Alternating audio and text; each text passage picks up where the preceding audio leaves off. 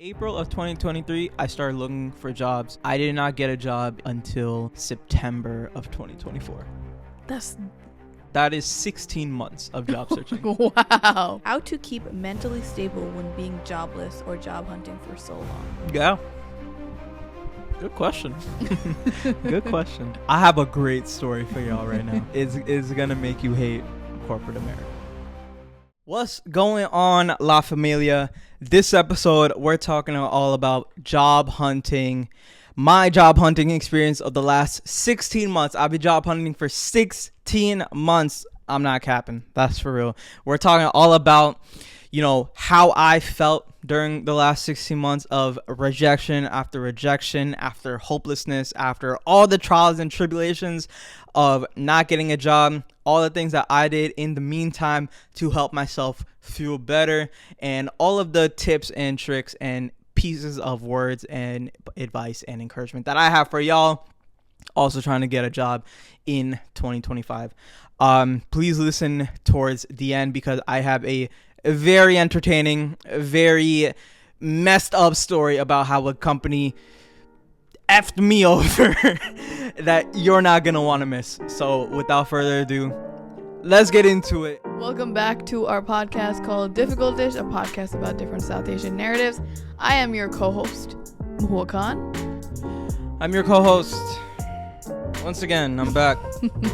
Nitro, Old Brew, Mashnun. Wow, that's the full name? It's a little rhyme. Yeah. A little rhyme to it. What's going on with you? Yeah, I'm just out here, middle of the workday trying to get this episode in. A lot of hair on my... You are working. So sorry. You're a working man, employed man. Yeah, I'm trying to. Fully employed man. Trying to. We just got back from Atlanta. Yeah, ATL, my third home. Third home was crazy. Yeah, Orlando to New York to Atlanta. All my brodies out there. Yeah, we had some nice family bonding time.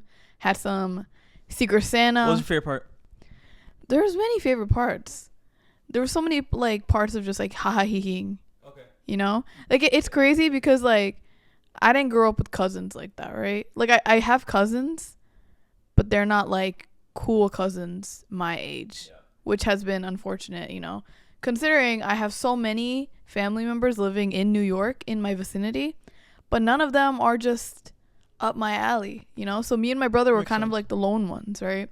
So now that I have cousins from your family and family members from yours, I can participate in cool things. But I feel like you don't give your cousins a shot. I do. They don't give me. Sure?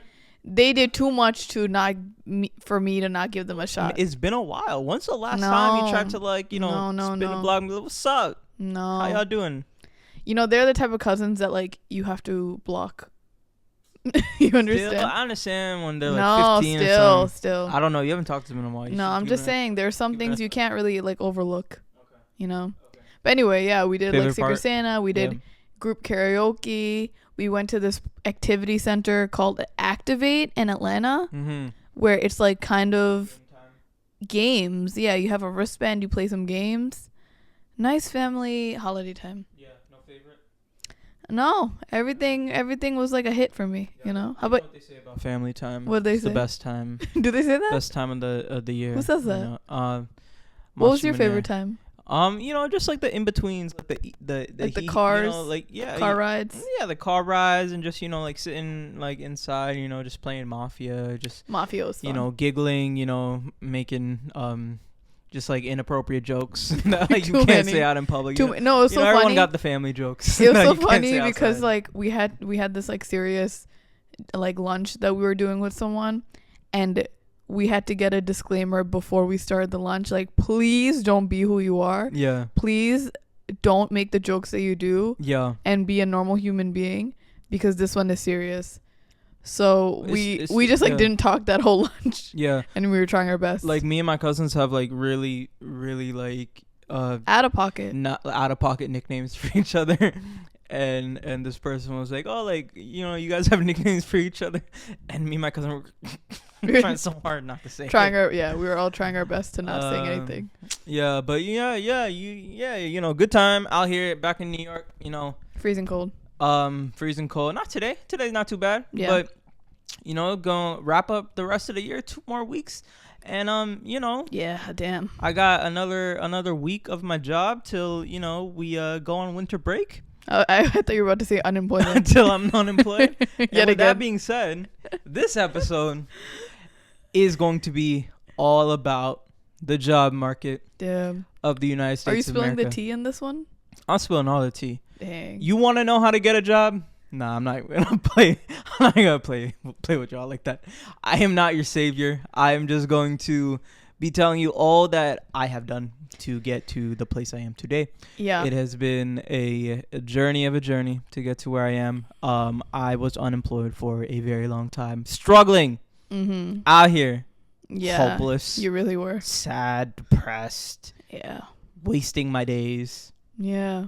And she was here to see all of it. Yeah, I really was. But you weren't wasting your days. I won't waste some days were wasted. Yeah. A lot of days were wasted. Because you were so down in the dumps of not having a job and being rejected. Yeah.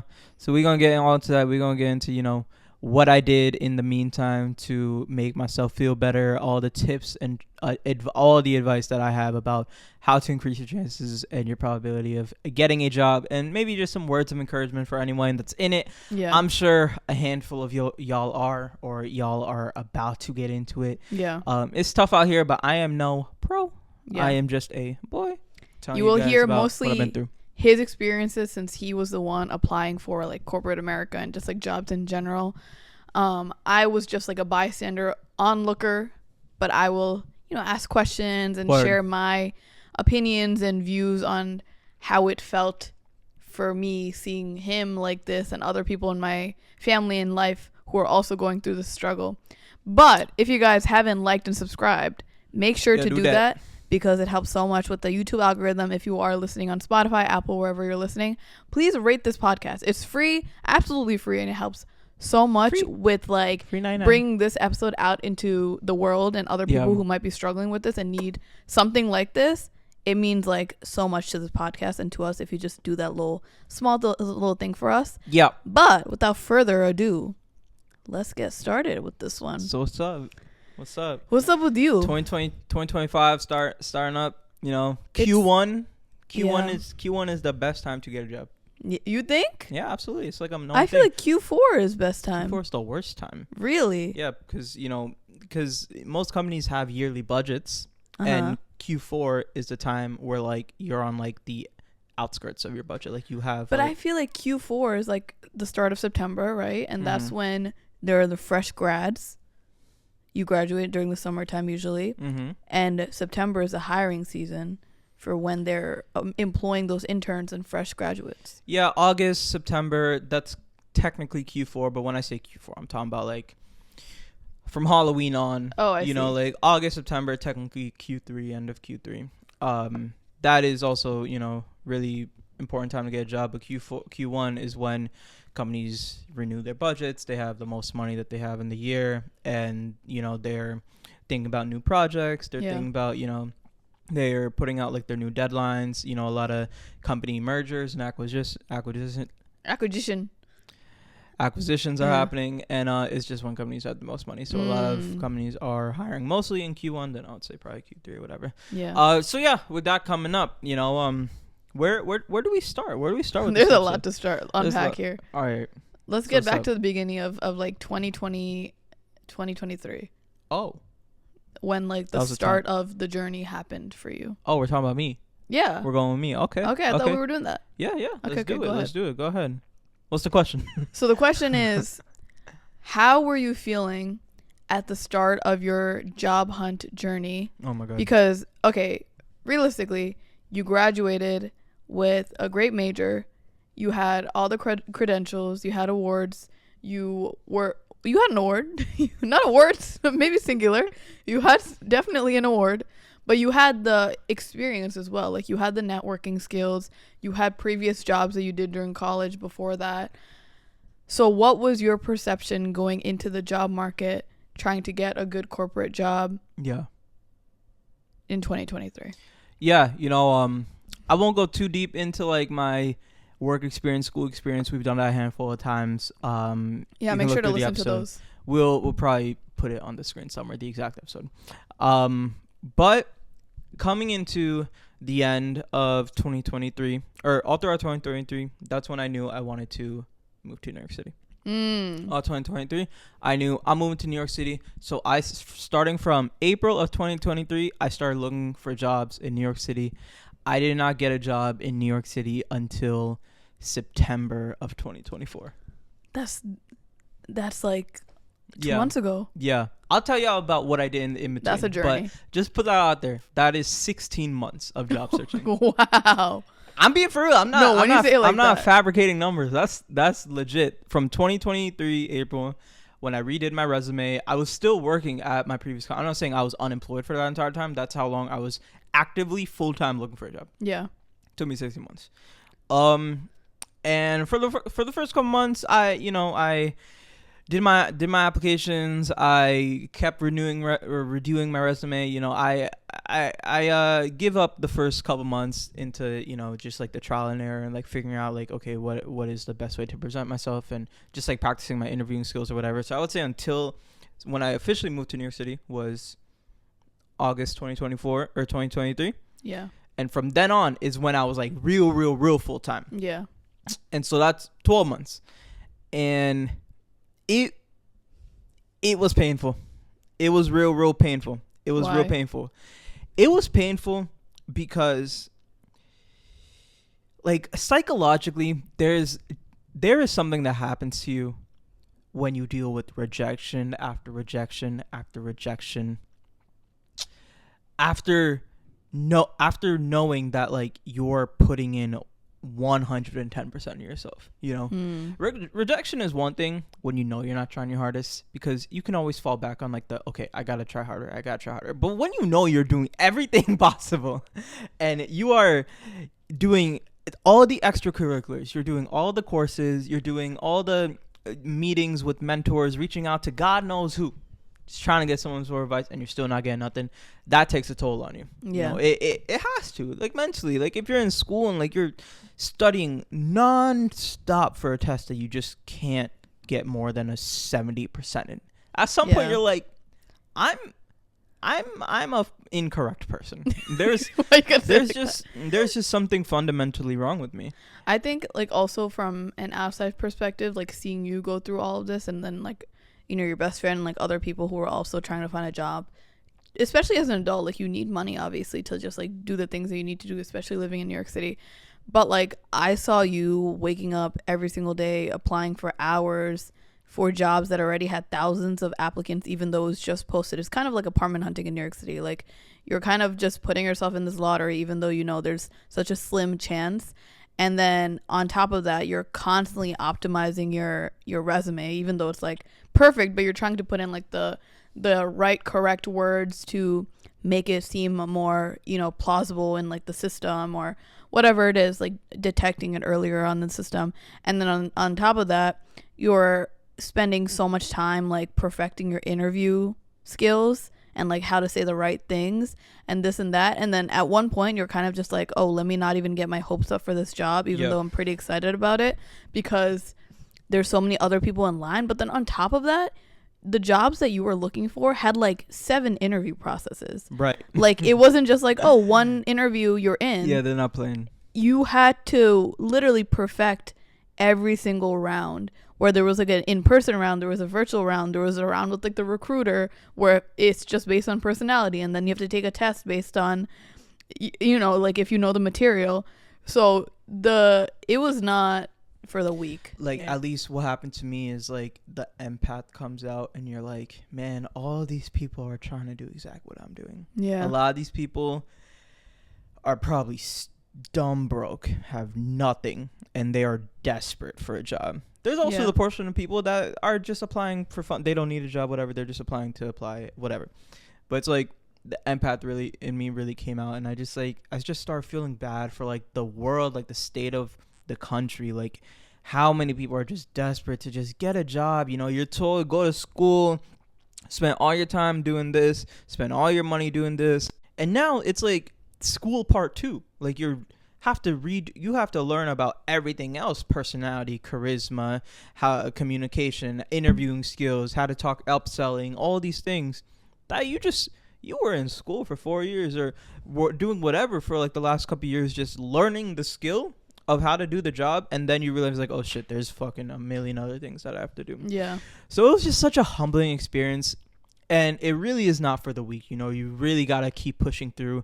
And I guess like my first piece of advice is like, it's not even advice, but it's like you just have to see through the hopelessness, and you have to know that like the only like you have to think of it at face value and see that the only way that you are going to get a job is if you keep trying, and is if you keep enhancing your resume, like your mental resume, being like all of your soft skills, and like keep getting better at all your skills, because at the end of the day, like there's no ceiling to communication skills. You know, it's like you can only continue to get better. And it's also important to remain optimistic. I know that is the hardest thing to do when you are just faced with rejection, but you have to know that all it takes is just like the right person to see you. And that's exactly what happened to me. Is the right person saw me. The job I have, I was not the greatest fit for it.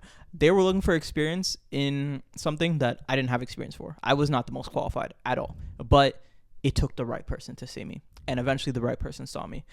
And I would not have ended up in the position that I ended up in if I, with no other way of this being said, like if I didn't give up, you know, if at one point I wanted to like switch my career or just, you know, go back into start something over, whatever, I just kept pushing, and the right person saw me. And, you know, that's how I ended up where I am.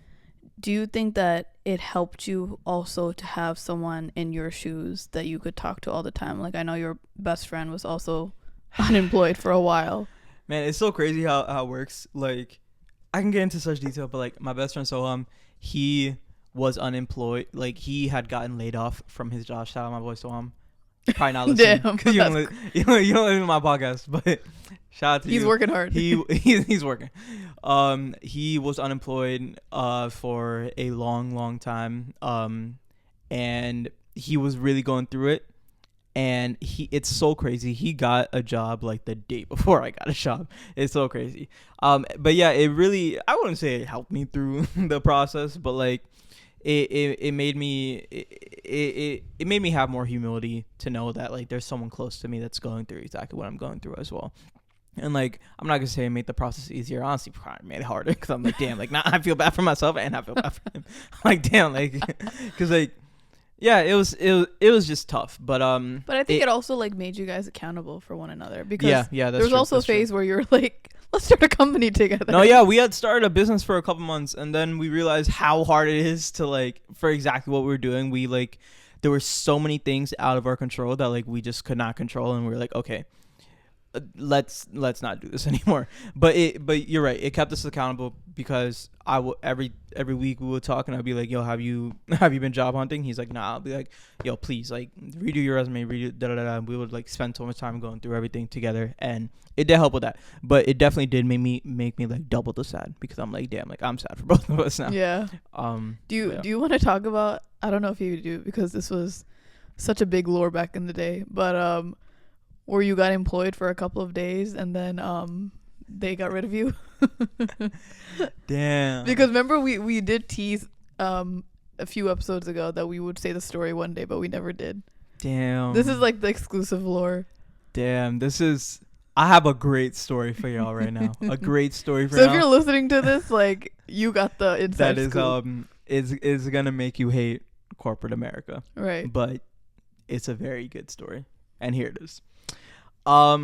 This is actually this happened right after we posted our last episode on how you found a job. Do I want to name drop the company? No, Fuck don't. It at this point, no, bro. don't Fuck name these guys. Don't name drop the company. All right, I'm not gonna name drop it, unless y'all want me to later on. Send me 1 million likes and 1 million views. I'm gonna name drop this company. Fuck this company. I don't even know how to say it without like taking too long. But in December of last year, a year ago from today, I was interviewing with the company.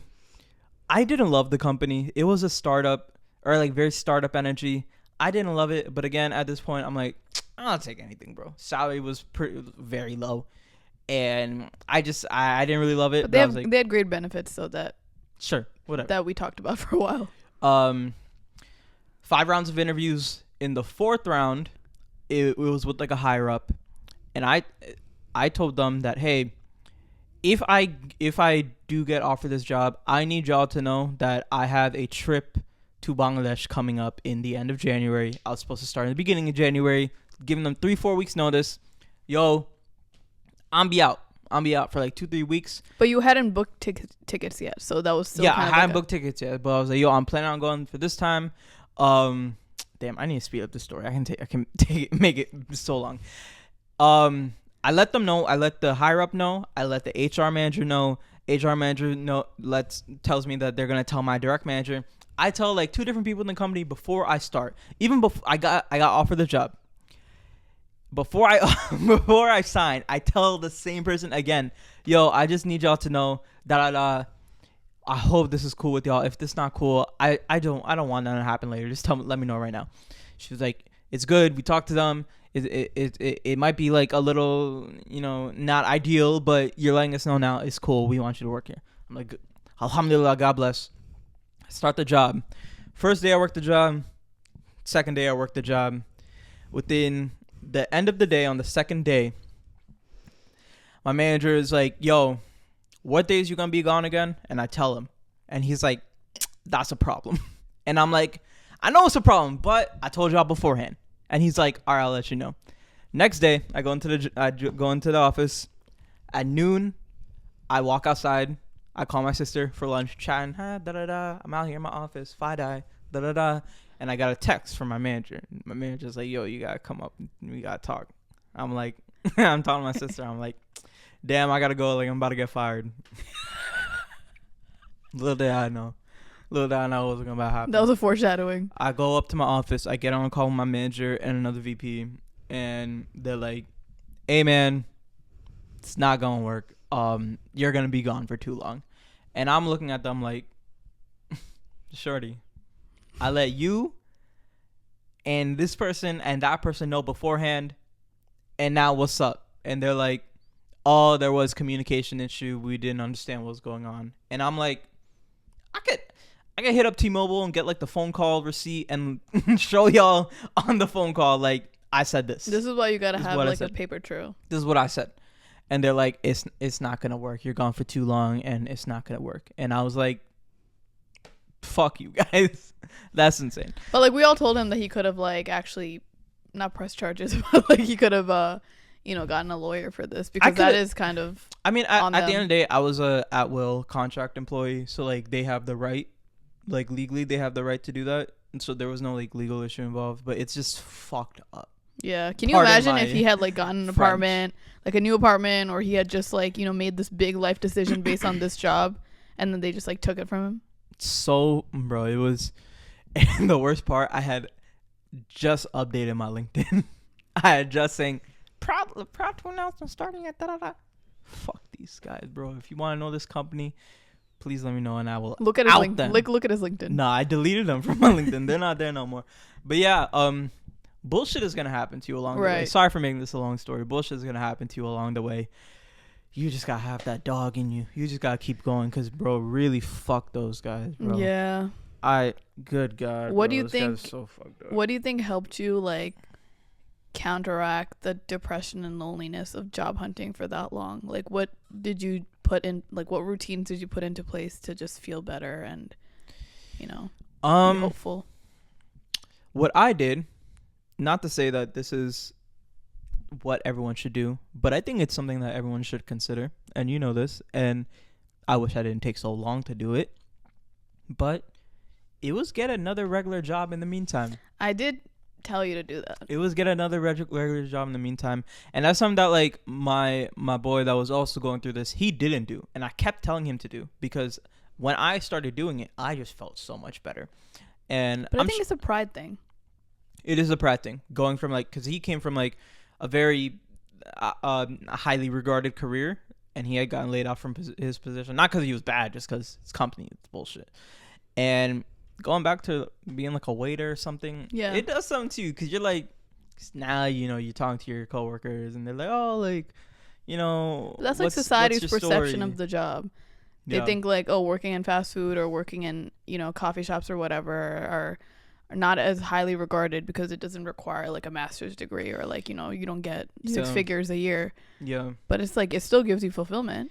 And, you know, let alone the parents, you know, the parents are going to think what they're going to think, because how dare my son or daughter go from this to that. Yeah. And your but, parents would rather you not make any money at all and have low self-esteem trying to find a job than you working a side job while you're doing that. Oh God, but it did really help me out. I started working at a coffee shop in like the beginning of the summer in the city, and it made me so happy. I was not getting paid like that at all. I was getting just coffee shop money.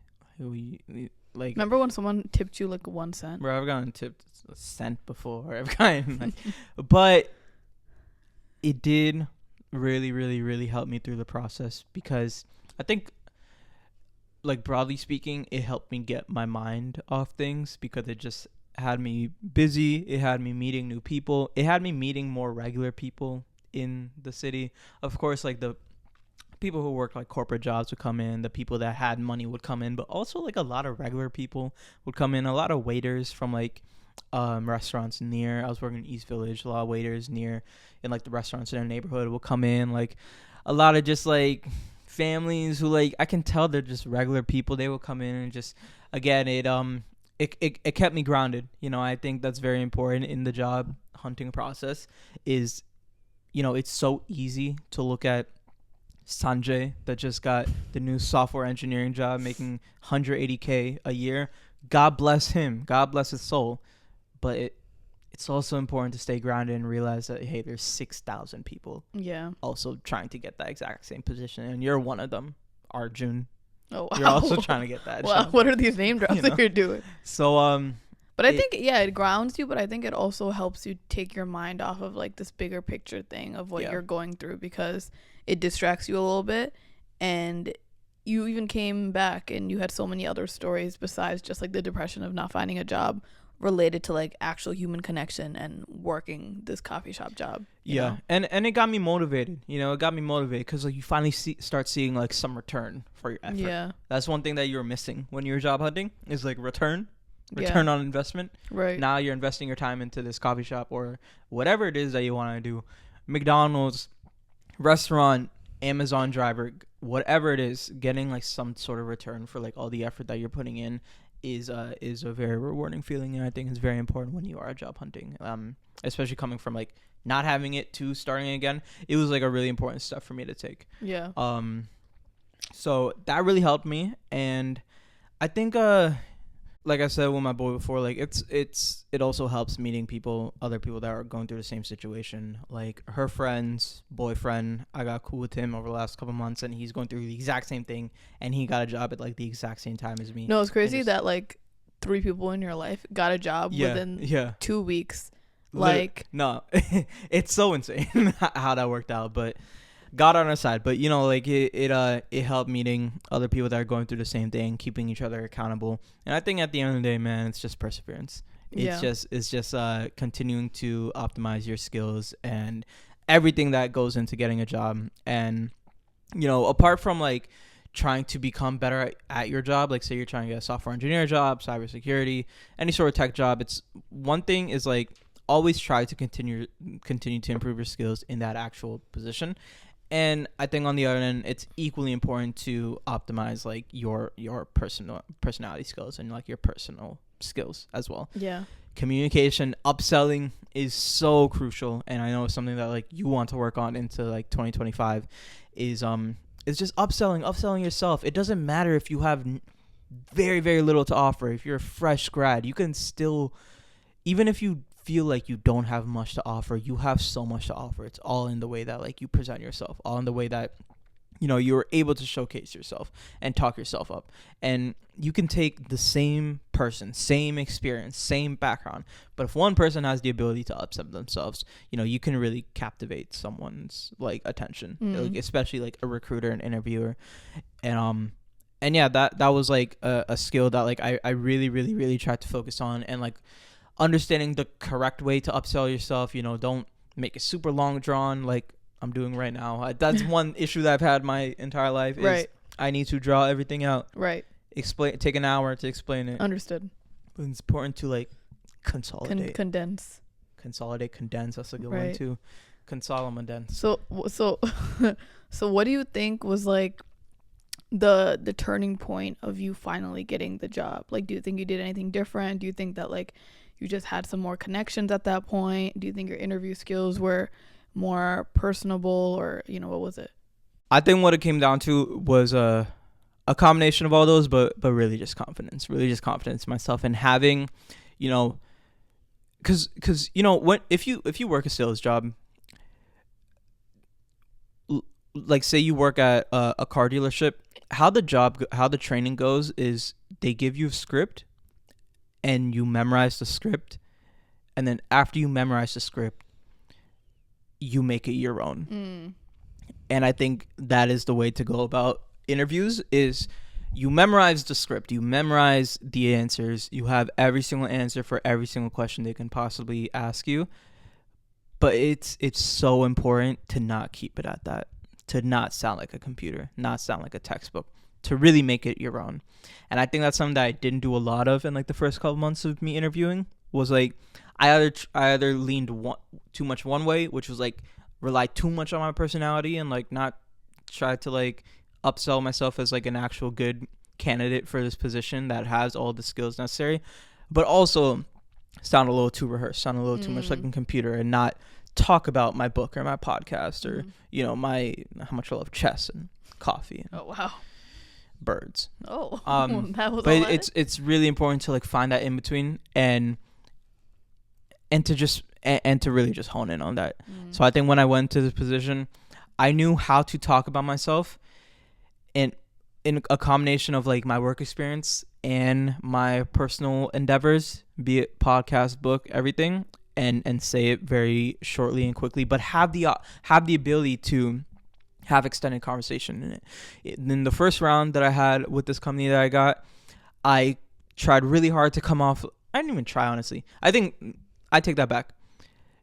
You have to try hard in order to like become comfortable and become natural at it. So I think the first handful of interviews, I probably went through 60, 80 interviews in the last year, is like the first couple are going to be experienced, but then you are going to come to a place where like talking yourself up becomes natural.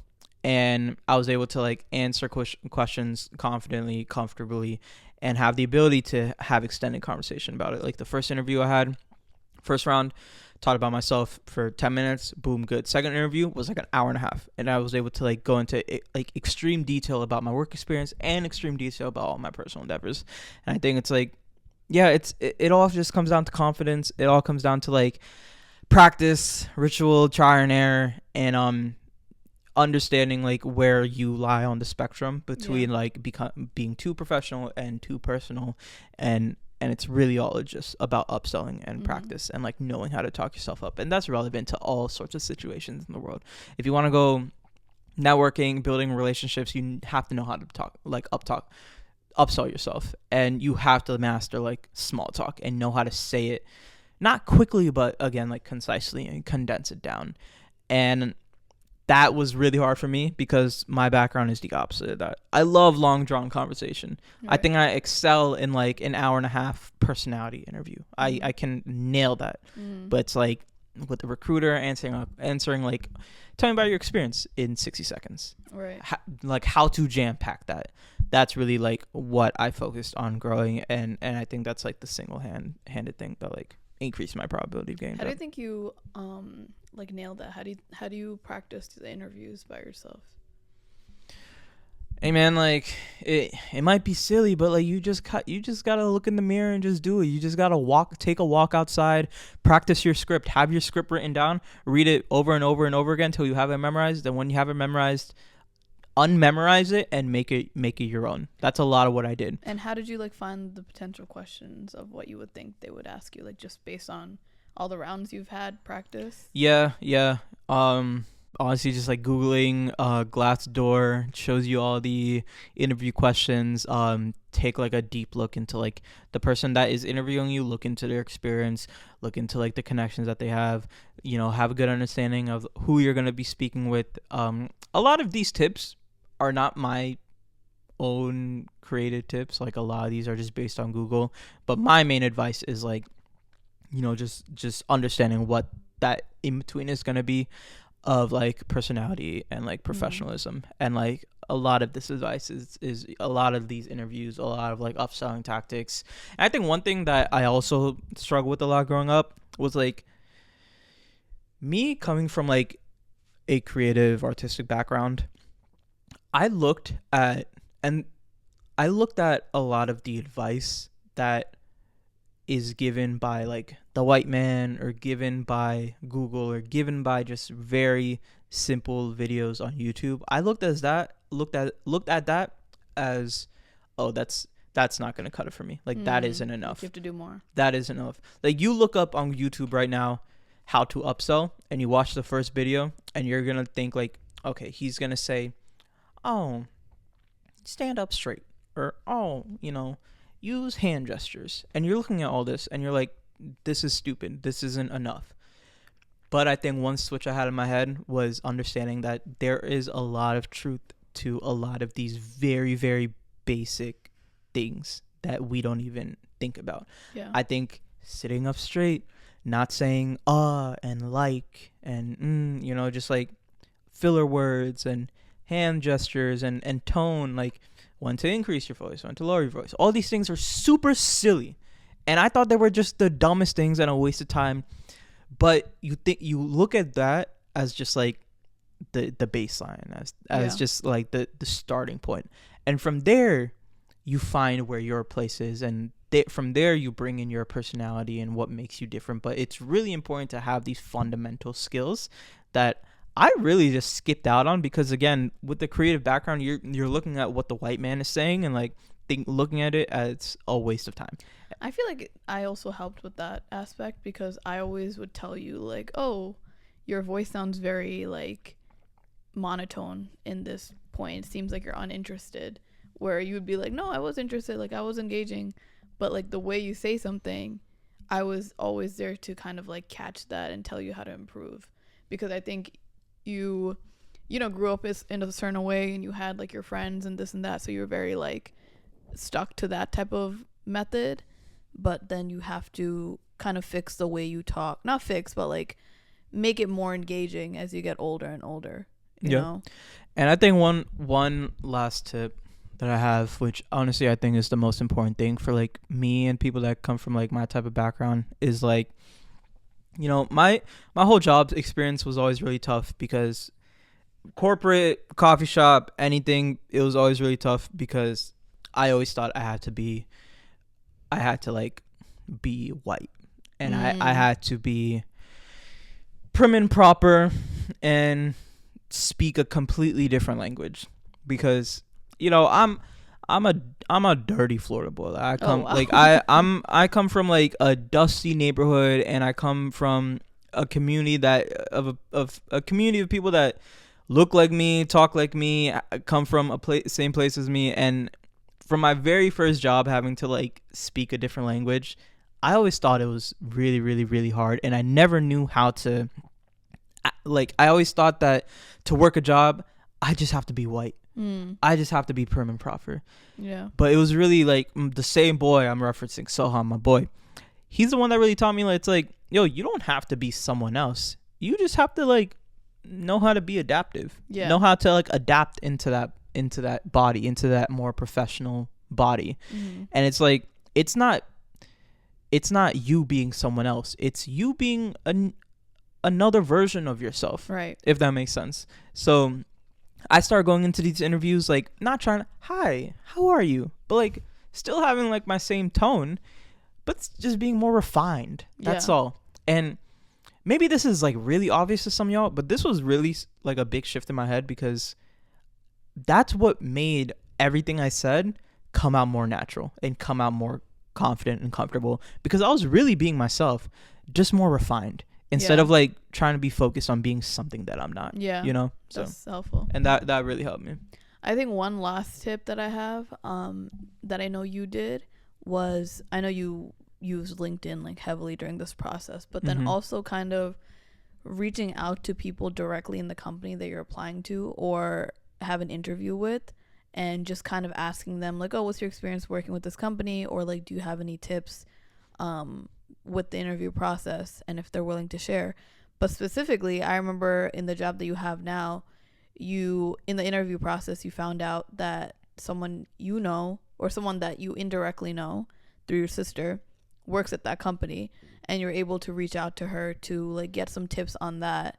And I think that's helpful because you have like insight on directly in the company, right? Yeah. And then once you got the job, a brown girl, you said, reached out to you, right? And then you were able to support her. Yeah.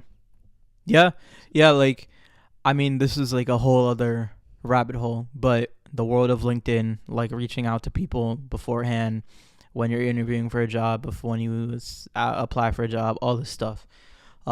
Simply said, man, reach out to as many people as you can. Yeah. Do your research. If there's a job opening that you feel like you have an actual shot for, do the most. Reach out to every single person.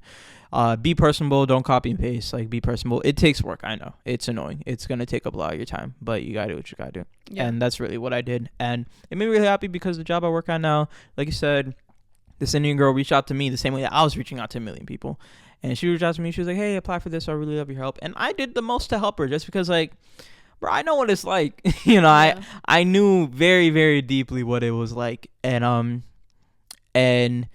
I think of that. I wish I thought that way when I was the one that was reaching out, because when you are the one that's reaching out, you're gonna get 99 people that don't respond to you, but you are gonna find the person that understands the shoes that you're in, because they were in the same shoes as well, and they're gonna help you. And also, I think that the fact that once you were more into the interview process, you kind of saw it as like a game, as like, oh, how can I improve on my skills with talking and just like interviewing, and how can I improve my resume after this call, instead of you going in being hopeful like, oh, I'm gonna get this job and I'm gonna never, I feel like in the beginning you were hopeful because you were so optimistic about the job market. You were like, yes, I'm gonna get every single job that I apply for, every single interview I'm gonna score, whatever.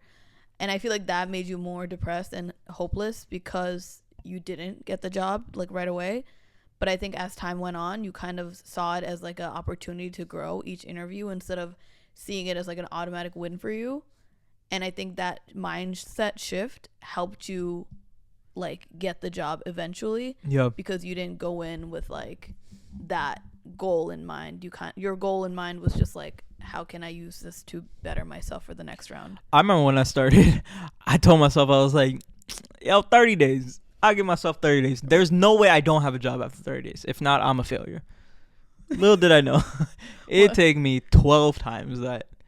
It took you. It is what it is, man. It is what it is. We out here. And I just hope I'm a beacon of light for other people that are also looking for a job, because I went through the trenches. I went through it all trying to get to where I am today. It's so funny. Like, his cousins, like, always called him the unemployed one. And now he has a job. No more. And we're all like, damn, how does it feel to be finally employed? Yeah. And now he's like matching his like work laptop with everyone else. He's like, yeah, finally part of the club. It's something I did want to just like touch on again, because like it's a main message that I want to say in this episode is it is really okay for you to find something else in the meantime. Yeah. It does not matter. It does not matter if it fulfills you, if you gotta hide it from your parents, if you just gotta deal with their shit when you have to tell them that like, yo, I'm working at a coffee shop, or I'm working at a bar, I'm a waitress. It's perfectly fine, bro, because there are real people that work those jobs. There are real people that pay their real rent and their real groceries just from those jobs. And of course, we all have the drive and the ambition to be rich and successful and build our careers, but there's also a large portion of the world that are just living regular lives. Correct. And it is so important to have the humility and like the empathy to look at the world from their point of view and realize that like a lot of things that we think make us happy are just facades, because a lot of these regular people are able to find happiness in their regular life because they meet other regular people. They have very interesting, fulfilling conversations and relationships just from people that they meet in their regular jobs. Yeah. And I think this like a personal advantage I've always had in my life ever since working my very first normal job and meeting other very normal people. A lot of people in my neighborhood work or like don't work jobs either. A lot of them, do things that are shady and like not great, but it's like I feel like it's always been a personal advantage for me because like I knew a lot of people that did illegal things just to make money, and they did that as a stepping stone to further their lives and build their lives. And I always look at that as just like motivation to not only like work harder, but to understand that like, hey, like the place I'm in and the phase I'm in my life right now is okay, and it is normal, it is regular, it is not a shitty life, it is not you're gonna be sad, but it's like you can't look at it as like this is the end of your life and like there's no hope and there's nothing else to do other than to like grieve and whatever it is. Like this is just like a phase of life, and there are so many other people that are going through this as the same way that you are. And I think that was just like really important for me to tell myself. Good one, buddy. Appreciate that, my boy. Good one. Appreciate that, little twin. What's up? So as you guys know, if you follow us on Instagram, you would know this, and we post our potential episode of the week every single week, and we ask you guys a question where you can give us your feedback, advice, or your personal experiences, questions on our story, so you have a little input. Oh, dang, yeah. So this week we asked you guys about the job market and finding a job in this economy, and we asked, do you have any questions or tips with job hunting? And if you follow us at Difficultish, you can be featured potentially in our episode. So make sure to do that. So someone asked how to keep mentally stable when being jobless or job hunting for so long. Yeah. Good question. Good question. Mentally stable. Oh. Mentally stable. Are you mentally stable now, you think? I'm better than I was, yeah. Yeah. It's what I preached this episode. It's really just having that humility and broadening your perspective on the people in the world and understanding that like, hey, I am just another human looking for a good life, the same way that there are millions of other people that are looking for this too. Yeah, finding community in that too. So accepting the reality that you're not special and you're not the only person going through this. Yeah. There are so many other real people, especially if you live in a big city. You can go out anywhere. You can go out to a coffee shop and you will meet 3 people in there that are hunting for jobs. It's just the state of the world. And, understanding that you're just another statistic can make you feel some type of way. But I think, broadly speaking, it does make you a bit more empathetic, and it does make you more... It does make you want to work harder because you do want to break out of that mold. Someone sent in a long experience. They said, I'd say keep good connections with people whom you've worked with in the past, not in a way to take advantage of them, but stay kind, cordial with the people you come across and stay open to new opportunities. I managed to get a job as a stylist for a designer brand because I knew the manager and got along with her at her old job. I never worked as a stylist, but it was something new I was willing to try, and I'd love it. Yeah. Yep. I like that. Same thing. It's like, have the connections, be open to meeting new people instead of using them, but just like knowing them as people, because others can catch a good vibe and they will recommend you to their bosses, or they'll have an opening and they'll think of you first. And yeah, even if you are looking for a corporate job or a job in whatever respected field, don't just keep your eye on that. Be open to other experiences, even if it is in the meantime of you finding that job. Yeah, one thing I did not even touch on this episode, we can go through another time, but it's just like the ecosystem of networking and building relationships and meeting people, and the way that. Yeah, we do, but yeah, just as important as like everything that I mentioned in this episode. Yeah. Last question: what is the best way to make a good impression with minimal job experience? Yeah, upselling. You always hear like the metaphor like, oh, like sell me this pen. People that can just sell a pen, people that can sell like the anything. Elevator pitch. Yeah, it's not about the product, it's about what that product can do for you. You know, it's about how much you need the product, and it's about upselling the product. It doesn't matter if it's a piece of paper or if it's a Ferrari. You know, it's just talking about what that can do for you, building an emotional connection, and understanding that, like, you may not have work experience, but you have value. You know, you have your own lived experience that you've lived. You have things that you can offer apart from, like, the actual, like, completion of, like, the tasks and the duties, because at the end of the day, like, anyone can learn how to do a job. It's all about, like, how do you get this person to understand that you are best fit for this position. And a lot of the time, for majority of the roles, it's not all about just doing the job, it's about fitting the position. So understand, like, what else goes into fitting the position. Do they need, you know, someone who's shows, like, leadership skills? Do they need someone that shows, like, potential and growth of a company? Someone that's able to, like, multitask? Like, whatever it is, there's so much more than just, like, the actual tasks and duties of the role. There's, like, a million other things that are involved with filling a position of a job and filling a position at a company. So understanding, like, how you can fulfill everything else other than, like, the main thing that you feel like you don't have the value in. So there's, like, so many things. This episode was free. Was all. Hey, man, I've been through it. I've been through the dirt, Most going through well-versed this. in I've this been, you know, I've been going through it. If you got any questions about this, this is one of your most talkative episodes yet. Yeah, you know, I got a lot to say. If you want me to name drop the piece of shit company that did that to me, let me know. I will. You know, I think, like, a couple months ago, I thought about, like, making, like, an expose TikTok, like my return to TikTok. I remember like, that. Here's a story about how da company fucked me over, and just, you know, hopefully their stock going to shit. Oh yeah, just from that video. Because at the end of the day, like, they can't do nothing to me, right? Right. They can't. All right. Any 10-second advice?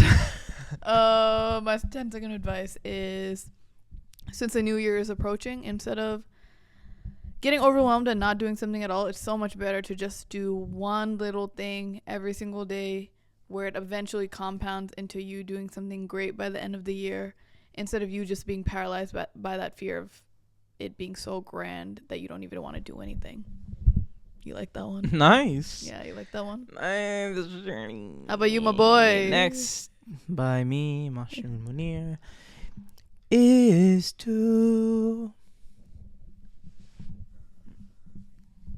Please don't disappoint. You had all these great gems the whole episode. Nah. I mean, just like a general, like, you know, if your Spotify Wrapped was terrible, I know a lot of y'all's were. I know. And just because yours was doesn't mean everyone else. Mine wasn't that bad. All right. My future was top one. Find a new genre to listen to next year. Okay. Spice it up. You know, if you're stuck in, like, your Jonas Brothers phase, or if Hey. you're stuck in your, like, Sabrina Carpenter, find a new little genre to, you know, like, a little afro, a little, you know, compa, a little baila, whatever it is, you know, like, find a little song, find a little deshi, a little whatever it is, find a little vibe. That's all. That was a good one. Appreciate that. So today's Bangla word of the week is work, which is Kaj. Trabajo. Kaj. So that is I the mean, action God, of squirt the whole working bit. a job. I need or, to get like, you back know, to working. work. Yeah, you need to go squirt back the to whole work. bit. So that's the end of the episode right there. This is a good one. You did good on this episode. Appreciate you. Proud of you. Hope y'all liked it. Yeah. Let me know any other questions y'all got. I'll do whatever I can to help out my fellow colored folk to get a job. Colored folk is crazy. Thanks so much for listening to this episode of Difficult Dish. Please like the video. Please subscribe to the channel. Please rate the podcast. Please review the podcast. Free content every single week. That's crazy. All you can do is just support us by liking and that's rating. That's it. Follow us on the gram. Follow us on the TikTok. TikTok. And Talk app. see you next time. We love you. Allah Hafiz. Bye.